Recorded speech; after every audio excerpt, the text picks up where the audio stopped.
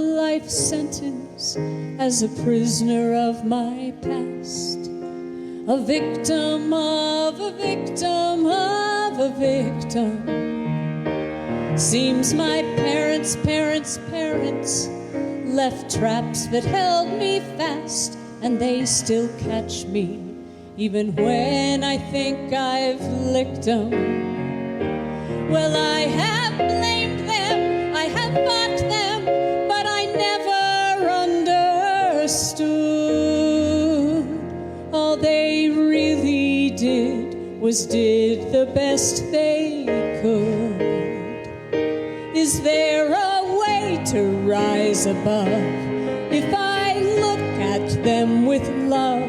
Though I look at them full honest in the face, can I make my peace at last with the pieces of my past and enfold them in forgiveness's embrace? And enfold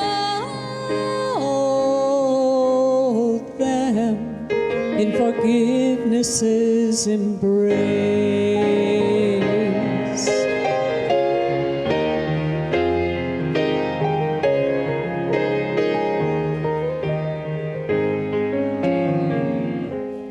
I forgive my poor flawed parents for the things they could not be. I forgive my valiant lovers for not completing me. And the hardest thing of all now, I forgive myself the sin of not being all I planned and all I thought I should have been. But there's an alchemy in time, transforms each grief and loss and scar into the precious stuff of who we are. And there's a way to rise above if we look at them with love. And I realize that change has taken place. I can make my peace at last with the pieces of my past and forgive them in forgiveness's embrace.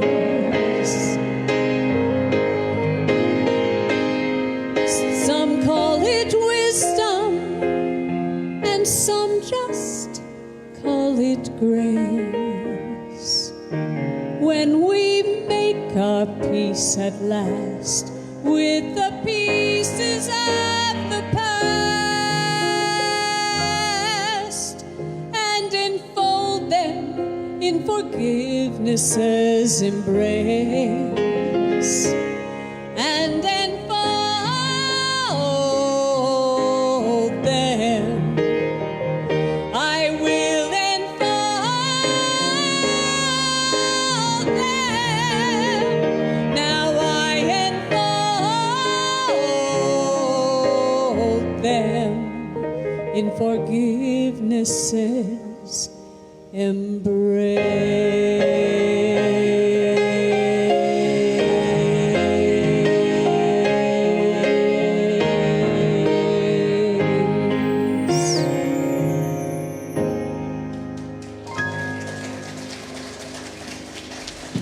Thank you, Dianna and Todd and Brian and Kent. Powerful song. And, you know, it's so amazing to me all the time that all the music team has to work with really most times is my lesson title. And they come up with songs that basically do the lesson.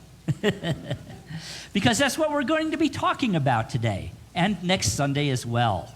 The art of forgiveness, the power of forgiveness, and why we have such a struggle with it. This series is based on 2 books written by the Reverend Charlotte Manning. And it's about forgiveness, what it is not, and how we can finally master the tool that we call forgiveness. It could just as easily be about freedom. This is July, the week after July 4th. We've been celebrating freedom, but we've been celebrating a human freedom, a human level freedom. And no matter how much we try to celebrate freedom and how much we try to force everybody to have our kind of freedom, because ours is the right one, right? We never have peace on earth. We never have freedom for all people. Why is that? That is because until we master personal spiritual freedom, we are not free. And the world cannot be free if we ourselves as individuals are in bondage. And I don't just mean us in this room, I mean we as a species, we human beings. So it could just as easily be about freedom. And the way we do that is begin to understand what we truly need to forgive. And we cannot do that until we can recognize why we feel we need to forgive in the first place. And the reason why, notice there's reasons behind reasons. It's like an onion, you have to unpeel it. The reason we don't know what it is we need to forgive is because we haven't looked in one place. We've looked at the people who give us cause for pain or anger or sorrow, and we say, well, I have to forgive them. But all they are doing is showing us what we need to look for inside. Because everything that we think we need to forgive somebody else for is something they have triggered that is already within us. So this series is about going deep, discerning what it is within us that we need to forgive first. But before we can do that, we got to figure out what forgiveness even is. We are taught from our earliest age to say, I'm sorry when we do something wrong or something that those around us dislike. And certainly there is a place for that. But in some cases, it's used incorrectly. In some cases, especially when we're children, we're supposed to apologize for something and we don't even understand why we have to apologize. All we know is that we felt hurt and we reacted, or we were angered and we reacted. I remember one time I had a student, probably the most honest student I ever had, who had gotten in trouble with another student. And the principal had called them in, and I was in the office too because he was one of my students. And the principal demanded that he apologize. Now, I knew that this kid, he really wasn't the one that needed to apologize. But the other kid wasn't doing it either. And so I guess somebody had to apologize. And this is what he said. I'm sorry. I'm only saying that because the principal said I have to. Just so you know, I am not, but I'm sorry. Now we laugh, but how often do we do that? How often do we do that? We expect that by simply saying, I'm sorry, we are automatically forgiven for whatever we may have done. But here's a truth, or whatever somebody has done to us. But here's a truth. We have not released ourselves from the energy of the incident. On the other hand, we have all experienced a conflict or slight where we feel someone owes us an apology. And of course, that's okay. That's good to do. And we can always ask for an apology, or they may ask us for forgiveness. And we may say we forgive them. But that alone does not release us from the energy. And also, there are times when we ourselves are not at their best. I know there are times when I'm not at my best. You are? Oh. I'm sorry. No. There are times I'm not at my best. And of course, that's when I say, I am sorry. But it doesn't release me from the energy. Why do we have such a hard time with the real power of forgiveness, really understanding it and using it effectively? Well, part of it goes back to our Western culture and history. Years and years and years of a religion where we are taught that we are subject to a God that is terminally angry. The entire basis of the Abrahamic religions are focused around appeasing God, measuring up to what God expects us to do, especially in what we call the Old Testament. God was always punishing us because we were always doing things wrong. In fact, at one point, God wiped out all but one family. So we have this kind of innate programming in our spiritual DNA of a God that is terminally angry with us. We're always having to ask for forgiveness, and we're always in danger of being punished. And then along comes a teacher named Jesus who says, no, God does not judge you. God sees you as beautiful lights. God does not judge you. You don't have to ask for forgiveness. God loves you the way you are. Forgive each other because we are human beings going through experiences. But know this, you are loved. But even Jesus was unsuccessful in changing that belief. And his teachings about a God that was compassionate, understanding, non-judgmental were morphed into a teaching that said, well, okay, yeah, you have to have Jesus stand in front of God. God's done with you. He doesn't want to talk to you directly anymore. Now you have to have Jesus do it for you. And then that became even more morphed down through the centuries until, well, you have to meet certain conditions before Jesus will advocate on your behalf. It's no wonder that we have no real understanding of what forgiveness is about. And yet every great teacher that humanity has ever known, from the Buddha to the Christ to the Fillmores and all the modern teachers that we've known, all the mystics of the Middle Ages and ancient times, of every religion, have taught the power of forgiveness, which is much, much more than simply saying, I am sorry, or you are forgiven. What is forgiveness? It is the very act of releasing negative energy. We've been talking a lot about energy because we know that everything in creation is energy.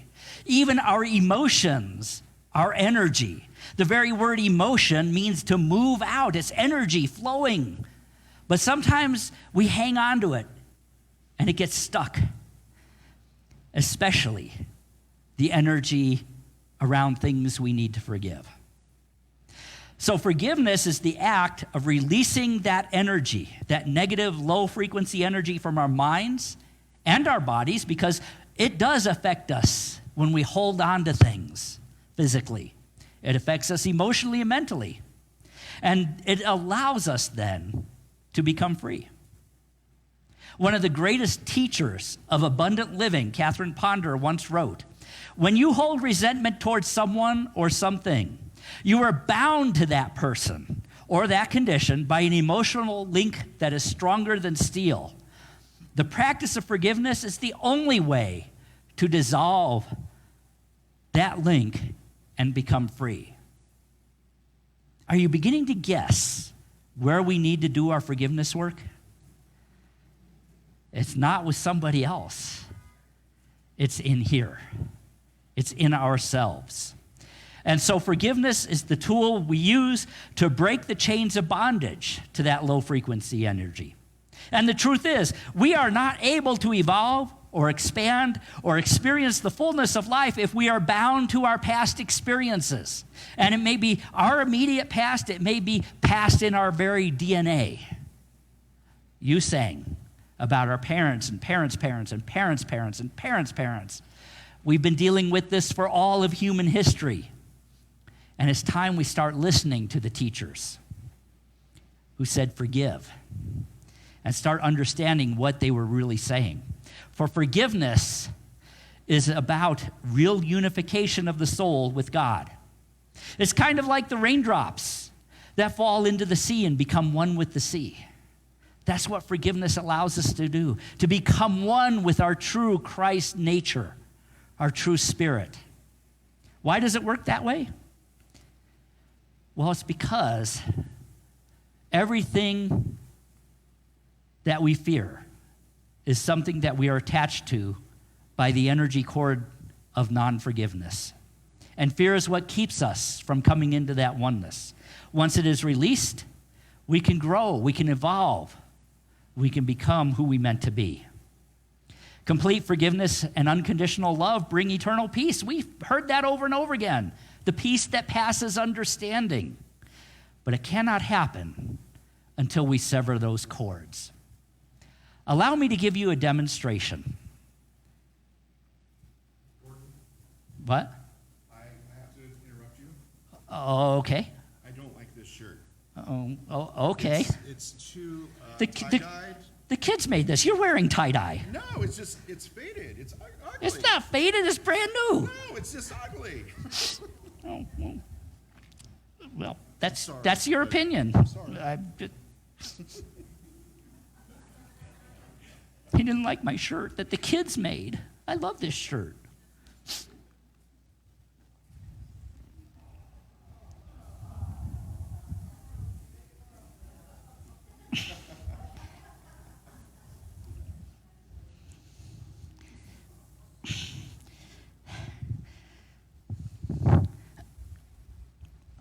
I mean, who does he think he is? Getting up and interrupting the service to insult my shirt.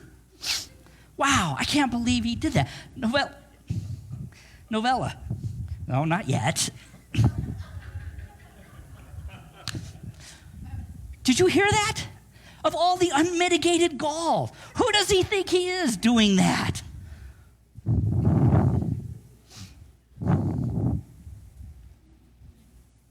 Wait a minute. That's happened before. Do I need to forgive him? Or do I need to look within? Why did that trigger me? Who cares whether he likes my shirt? It's his opinion. Maybe we could work on interrupting the service. But what am I really angry at? Oh, I'm angry at this rope that's supposed to be tied around my leg, binding me to the past, to somebody else who way back there when I was a child insulted me for what I wore. Somebody who called me, oh, you're just a hippie for wearing tie-dye. Or somebody who said, that's not appropriate to dress like that in church. Who knows what it was? I don't even consciously remember, but I know that it was from my past, and I've been dragging this rock around with me all these years. And every time somebody says something to me that ignites, empowers this cord of emotion to the past, I am bound, and the rock gets heavier and heavier and heavier, and usually stays tied to my leg quite well. So what do I do? Oh, you know what? Whoever planted that seed in me when I was a child, I forgive you. You were probably just expressing your opinion, or maybe I even heard it wrong. I don't know. I don't remember. But I am no longer going to allow myself to be attached to that. I forgive you, and I forgive myself for ever allowing this to be tied to me and for dragging this around through the ages. And I'm sorry, Rock, you had to be dragged across the floor all these years. Thank you, Michael. He doesn't really hate my shirt.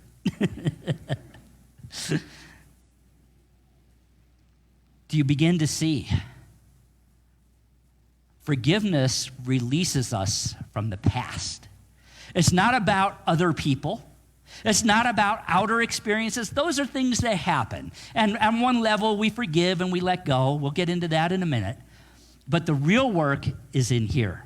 Really, we look within and we say, what in here and in here needs to be forgiven? What cord do I need to untie and release?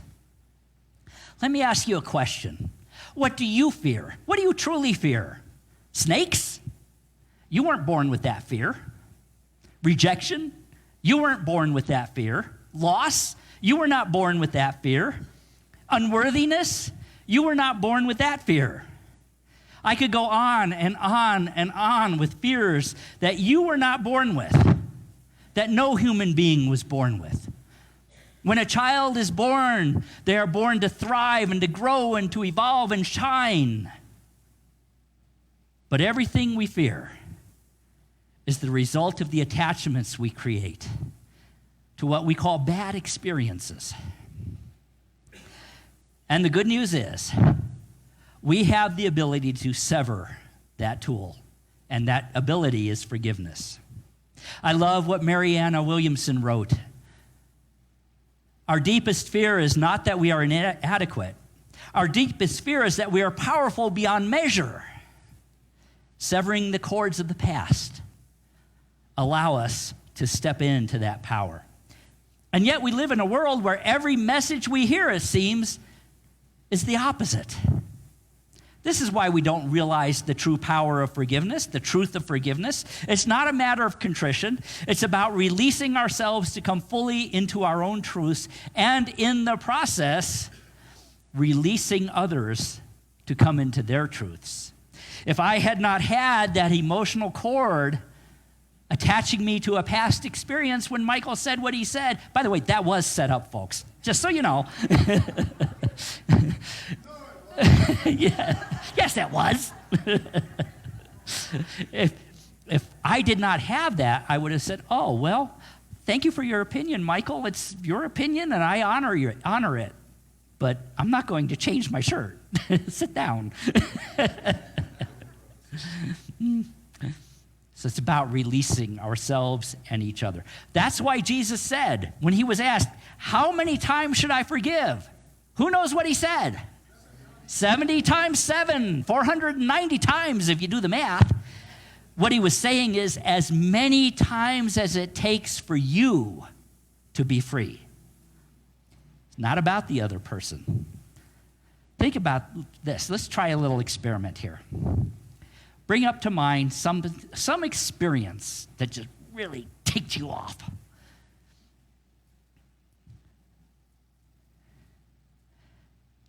Now forgive whoever that person or situation was.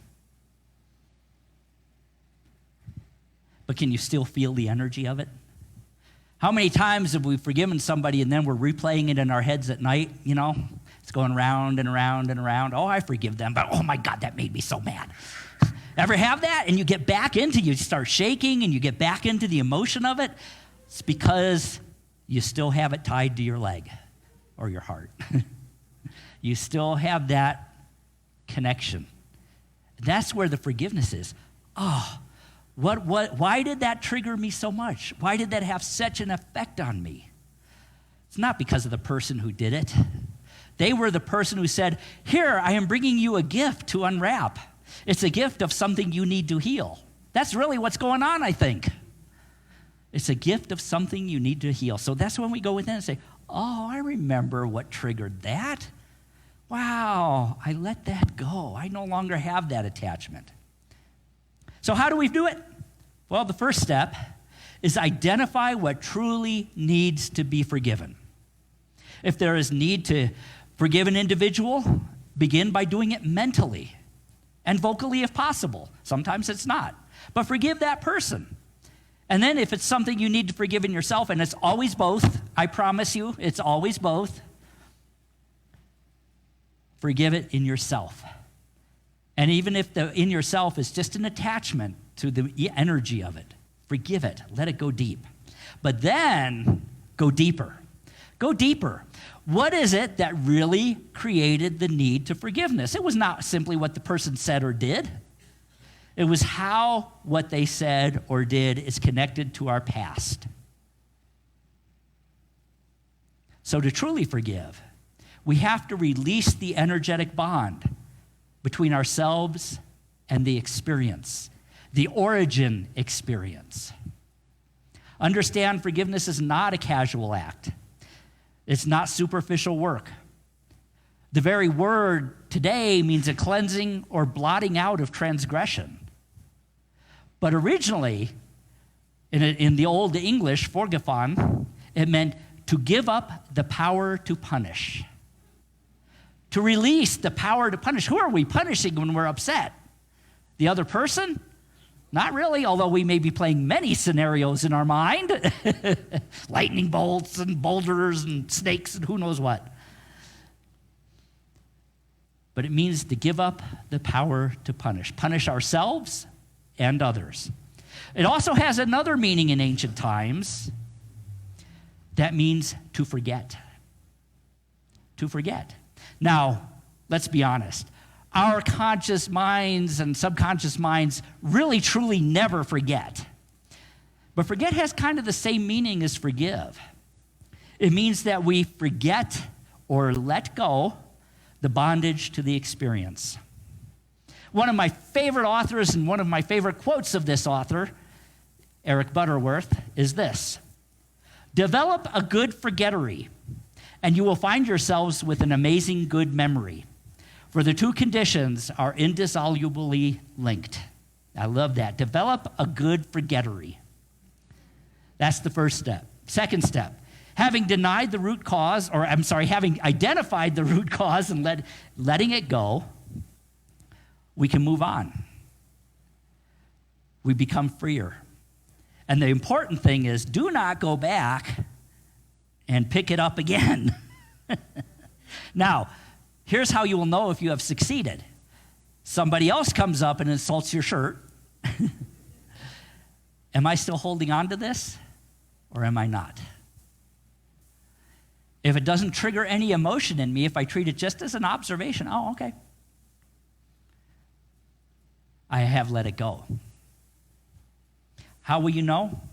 You will remember a past experience and feel no emotion about it, other than maybe compassion and understanding.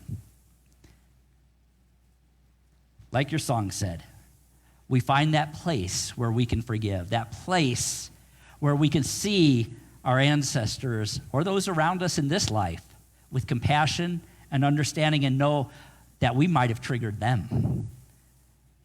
We might have been the one who brought the gift. So in this step, then, we become no longer afraid. For as there is no way we can ever have that experience again, we're done with it. We learned from it. Oh, similar events may happen. Somebody may say something similar, but we will not have the same experience of it. We will recognize that it now has no power over us at all. And once we understand that other people's motives and our own reactions are based on our past experiences, both parties' fears and frustrations are allowed to just become nothing. It's easy to remember, then, that what needs forgiving was nothing more or less than something in ourselves, something that scared us. Forgiveness turns on the light where there was darkness. Marion Brown, in a wonderful little book called Putting Life Back Together, wrote this: if we can understand other people's motives, their fears and their frustrations, it is not so difficult to forgive them. The inner light enables us to understand. And I would say the same is true for ourselves. If we can understand our own motives, our own fears, and our own frustrations, it becomes easy to forgive. The inner light enables me to understand and see myself. So in conclusion, we begin by understanding why forgiveness is necessary. It serves to sever an energetic cord that holds us in bondage to past experiences. It allows us then to live that life abundant that Jesus promised. We realize that forgiveness is not just about saying I'm sorry, although that's often a part of it. It is about facing our true fears and seeing them for what they are: self-inflicted nonsense. If you put that into an acronym, it forms the word sin. When it says we are forgiven for our sins, that's what it's talking about. We are forgiving ourselves and each other for our self-inflicted nonsense. God doesn't judge. God doesn't condemn. We are quite able to do that all by ourselves, but we're learning how not to.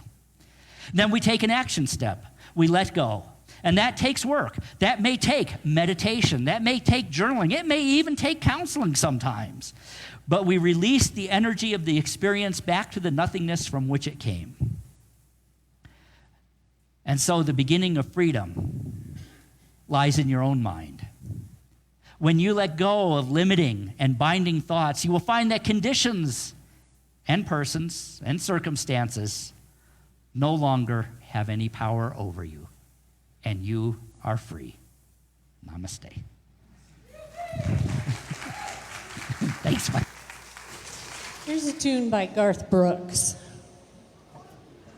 Go figure. This ain't coming from no prophet, just an ordinary woman. When I close my eyes, I see the way this world shall be when we all in hand.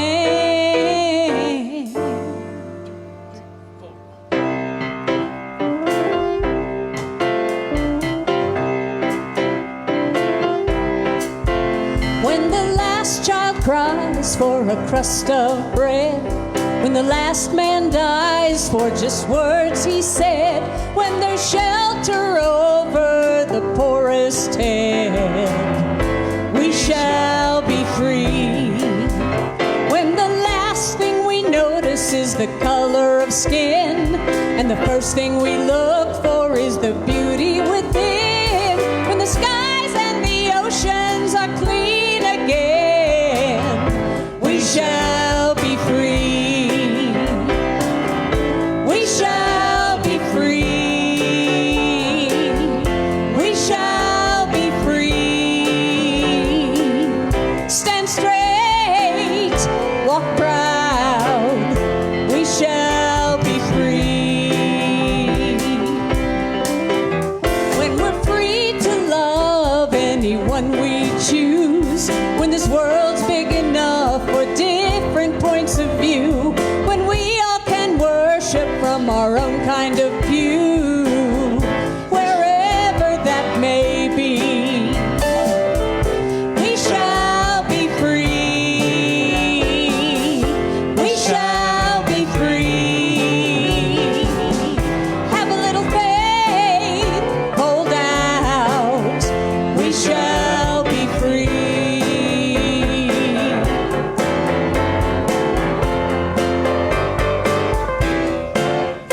And when money talks for the very last time, and nobody walks a step behind, and there's only one race, and that's mankind, we shall be free. We shall be free. We shall be free. Stand straight, walk proud. We shall be free. We shall be free. We shall be free. So throw away your fears and doubts. Have a little faith, hold out. We shall be free. We shall be free. We shall be free. All right.